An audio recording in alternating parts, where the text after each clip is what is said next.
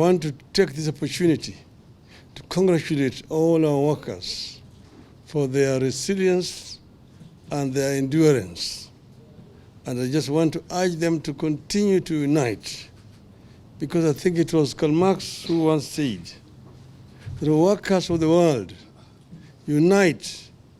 You have nothing to lose but your chains. So one would have expected today that workers would have gotten something. Unfortunately, nothing has happened to the workers, basically because of the lack of concern by those who at the moment have the responsibility to manage affairs of our country. We have a statement to make today, and this is on two subjects that we are addressing. This statement is on Shakahola massacre and protest rallies. We called you here today to make a brief statement on two issues. First, the Shakahola cult massacre, and secondly, the protest rallies planned for tomorrow. Yesterday, Honorable William Ruto announced plans to set up a judicial commission of inquiry to probe the Shakahola cult deaths.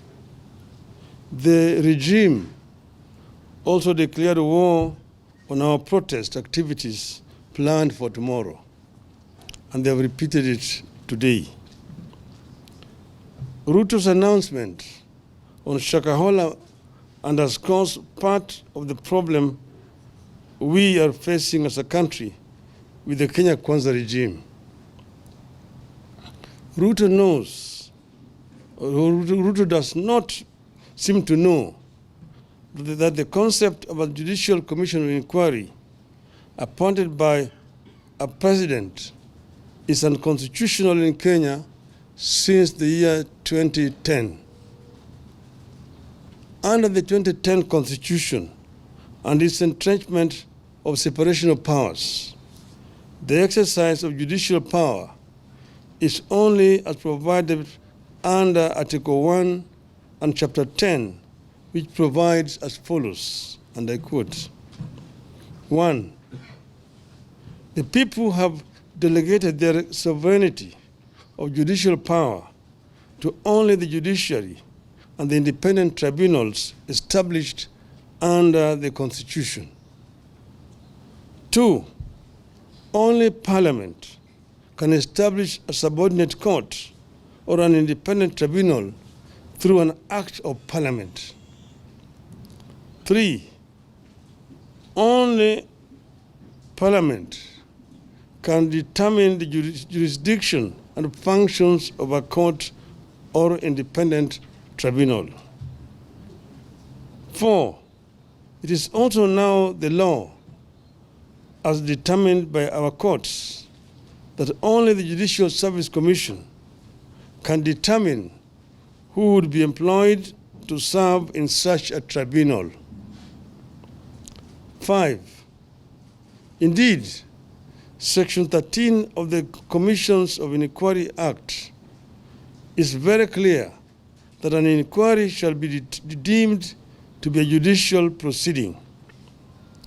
This makes it an absolute preserve of the judiciary under our Constitution.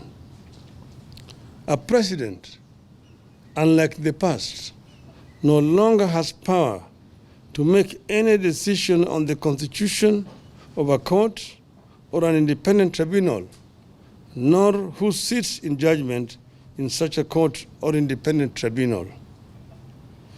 Yet again, Mr. Ruto is trying to undermine and overthrow the Constitution. We wish to state as follows. 1. In the matter of Shakahola and the growth of cult activities in the nation, Mr. Ruto is as much a suspect as is all the cult pastors from Shakahola and beyond. He owes the people of Kenya an explanation before he purports to be trying to solve the problem. 2, the so-called pastors are the people who set up the so-called sanctuary at Ruto's former official residence in Clarion as the deputy president. They did not stop there.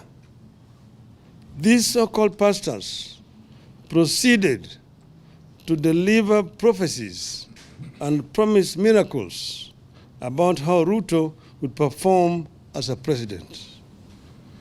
3, these cultic pastors were among the people who supposedly sanctified State House when Ruto arrived there, pretending to be holier than every other Kenyan. They proceeded to prophesy how great his regime would be.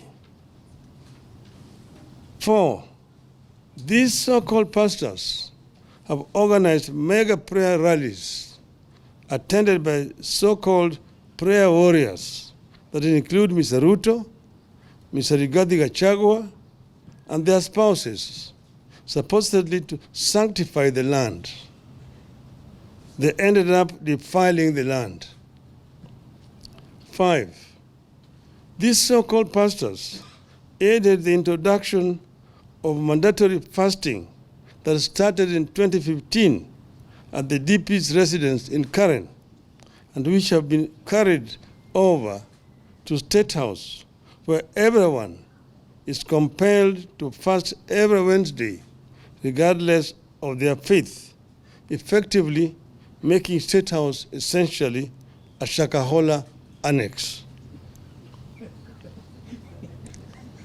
6, sometime in May 2022, Mr. Ruto's family claimed to have prayed for impure borehole water at their current residence and turned it into clean when a purification machine had failed.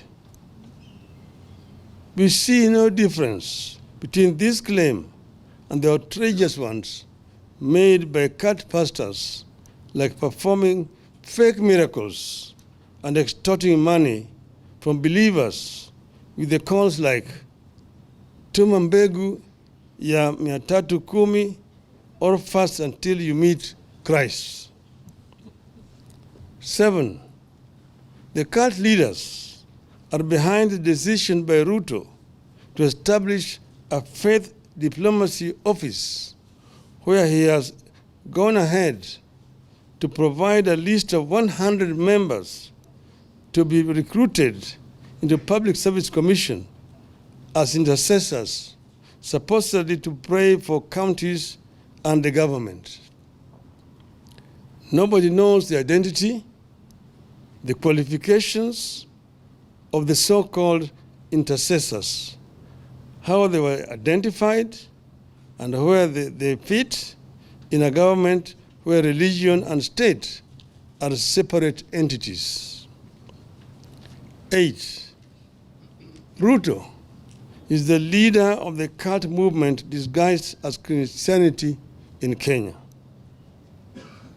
Ruto, Gachagua, and their families must tell Kenyans when and how they knew these cult leaders and what they knew about them. 9, Ruto and Gachagua must tell Kenyans how much these so-called pastors contributed to their 2022 campaign. How many times have the so-called pastors accessed a State House since the start of this regime? 10, as we stated at the start, Ruto must know he has no powers to appoint a judicial commission of inquiry, so that option is out. 11, we are all aware that judicial commissions of inquiry have been the tool of choice whenever the government has something to hide, like we believe Ruto does now. 12, Parliament must swing into action, come up with a select committee, and get to the roots of the cultic activities in the country and the abuse of religion for political gain. 13. Parliament must help us establish whether the deaths at Shakahola were acts of rogue pastors, human sacrifices, or body organ trade, and who the beneficiaries were. 14. The DCI may have swung into action late, but since they did, they have been doing a great job in Shakahola. They should be allowed to do their job without interference. 15. The current blanket restrictions placed on independent observers, including the media and civil society, must be lifted forthwith. 16. The state must give the media full access to the scene of crime and various aspects of the investigations. 17. Going forward, Ruto must commit to draw a clear line between religion and state in this country. He has deliberately merged the two to enable his political survival and as a cover-up for his